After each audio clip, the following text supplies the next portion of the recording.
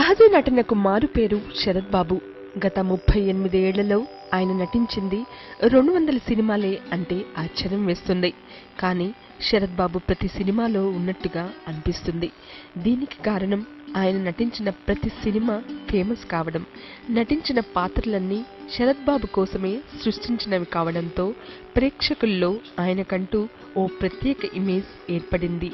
మంచి స్నేహితుడంటే శరత్ బాబే, చక్కటి అన్నయ్య అంటే శరత్ బాబే, ఆదర్శవంతమైన భర్త అంటే శరత్ బాబే అనేలా తన సహజ నటనతో ఆయన అందరినీ ఆకట్టుకున్నారు. శ్రీకాకుళం జిల్లాలోని ఆముదాల వలసకు చెందిన శరత్ బాబు 19 ఏళ్లకే హీరో అయ్యారు. ఆయన నటించిన మొదటి చిత్రం రామరాజ్యం 1975లో రిలీజ్ అయింది. ఆ తర్వాత 2 ఏళ్లకు బాలచందర్ రూపంలో అదృష్టం శరత్ బాబు తలుపు తట్టింది. అప్పటి నుంచి ఆయన వెనక్కి చూసుకోవాల్సిన అవసరం రాలేదు.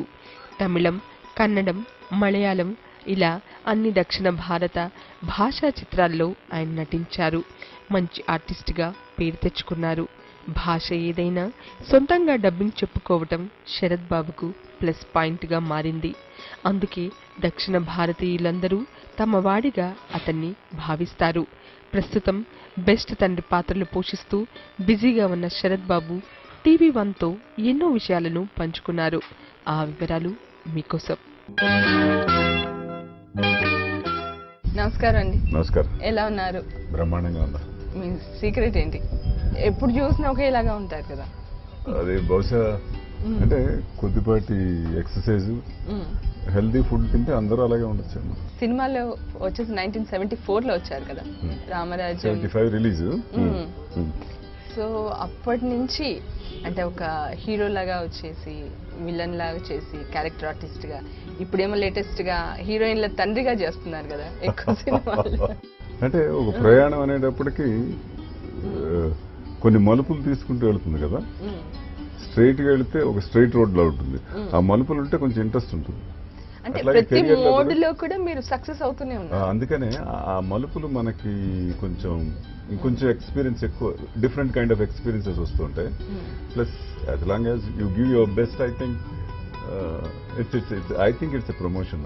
కొంచెం డిఫరెంట్. మామూలు ఇంతకు ముందు ఏంటంటే హీరో లేదా కొంచెం నెగిటివ్ టచెస్ ఉన్న క్యారెక్టర్స్ లేదా powerful supporting roles, parallel heroes అట్లా వేసుకుంటూ వచ్చారు.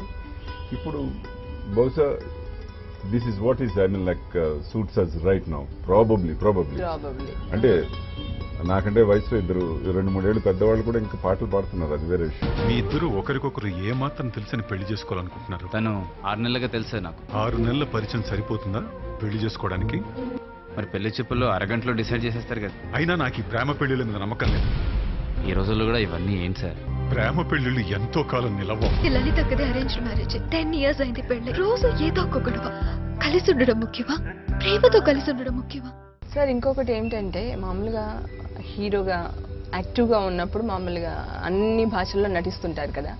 మీరు ఇప్పుడు క్యారెక్టర్ ఆర్టిస్ట్గా అయిన తర్వాత కూడా కన్నడలో, తమిళ్లో, తెలుగులో ప్లస్ అప్పుడు మలయాళంలో ఇలా అన్ని లాంగ్వేజెస్లో చేస్తున్నారు కదా. అంటే అన్ని లాంగ్వేజెస్లో మీకు అంతా పట్టుందా? యాక్చువల్గా మా ఎట్లా తెలుగు మదర్ టంగ్ కాబట్టి మనకు అందులో తెలుగు గురించి శ్రమ పడక్కర్లేకుండానే వస్తుంది. తమిళ్ మొత్తం ఇండస్ట్రీ అక్కడ ఉండేది కాబట్టి అందరూ అక్కడే ఉండేవాళ్ళం. నేను తమిళ సినిమాలు చేయటం మొదలుపెట్టిన తర్వాత I started learning Tamil. And నేను మాట్లాడే తమిళ్ ఇష్టపడే జనం కూడా ఉండటం అది it's a blessing for me. అట్లాగే కన్నడ కూడా. అంటే మనకేమిటంటే కన్నడ కూడా తెలుగు తమిళ్ మిక్స్ అయినటువంటి ఒక అది అందమైన భాష. అది కూడా సో అది కూడా ఈజీ అయింది పికప్ చేయడం. మలయాళం కొంచెం శ్రమ పడుతున్నా, బట్ దాని మీద కూడా పట్టు వస్తుంది. అట్లాగే హిందీ, ఇంగ్లీష్ సినిమా చేశాను. హిందీ సినిమా కూడా నేనే వాయిస్ ఇచ్చాను. ఇంగ్లీష్ ఫిల్మ్ కూడా స్ట్రైట్ వాళ్ళది రికార్డింగ్, లైవ్ రికార్డింగ్ ఉంటుంది. ఇప్పుడు లాస్ట్ ఇయర్ కన్నడ మూవీ అంటే మీరు యాక్ట్ చేసిన మూవీకి అవార్డు కూడా వచ్చింది కదా, శంకర పుణ్యకోటి అని. అది that has been selected for Indian panorama. ఆ తర్వాత ఇంటర్నేషనల్ ఫిల్మ్ ఫెస్టివల్కి వెళ్ళింది. అది స్టేట్లో అవార్డు వచ్చింది, బెస్ట్ ఫిల్మ్ అవార్డు వచ్చింది. మనకి వేరే చోట కూడా అంటే అట్లాంటి గుర్తింపు రావడం అనేది ఆనందాన్ని ఇస్తుంది.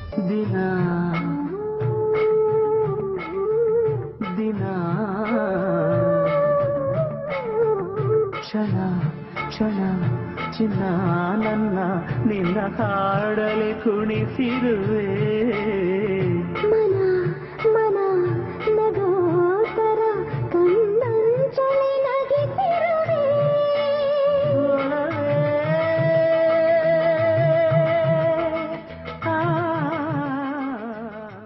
19 years వచ్చినప్పుడు మీరు హీరోగా వచ్చారు. సో అప్పటి నుంచి అనుకుంటే ఏమనిపిస్తుంది? అంటే మీరు అనుకున్నారు ఇలా అవుతుంది లైఫ్ అని? అంటే ఫస్ట్ చదువుకునేటప్పుడు ఏంటంటే అంటే డిగ్రీ అవ్వక ముందే సినిమాలోకి వచ్చారు. డిగ్రీ ఫినిష్ అయిపోయింది. అంటే 19th year లోనే డిగ్రీ ఫినిష్ చేశాను. Okay. When I was 19 I finish my degree. But final ఇయర్కి వచ్చేటప్పటికి అంటే ముందు థాట్ ఏంటంటే పోలీస్ ఆఫీసర్ అవ్వాలని ఒక ఐడియా ఉండేది. అంటే హైట్ సరిపోతుంది, personality plus extra curricular activities sports అవి ఉండడంతో సో థాట్ ఏమో పోలీస్ ఆఫీసర్ అవ్వాలనేది.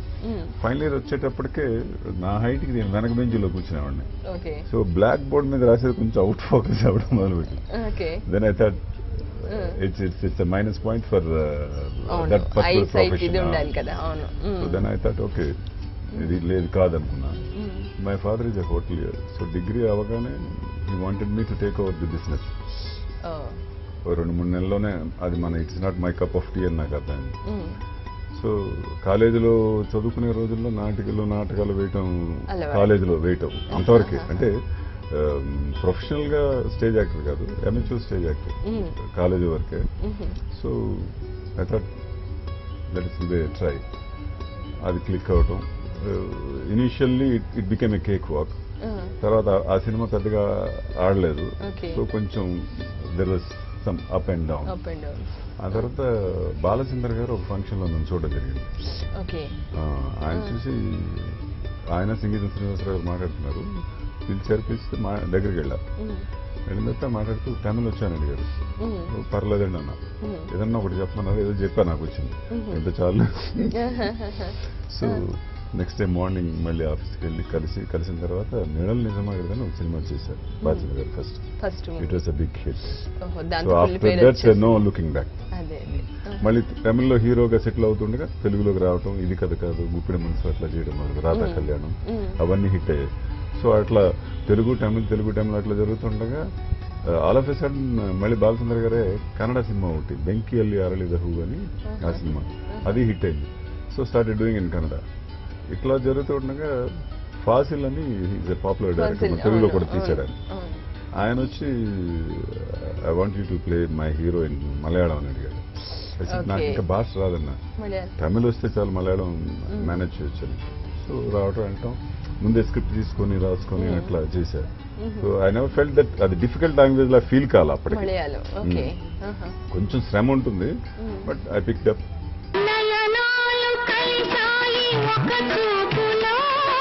నాట్యాలు చేశాయి నీ రూపులో, నయనాలు కలిశాయి ఒక చూపులో, నాట్యాలు చేశాయి నీ రూపులో, నాదనై పలకని నీ మురళి రవళిలో, పాదమై కదలని నీ నాట్య సరళిలో, సరిగమలు గలగలలు ప్రియుడే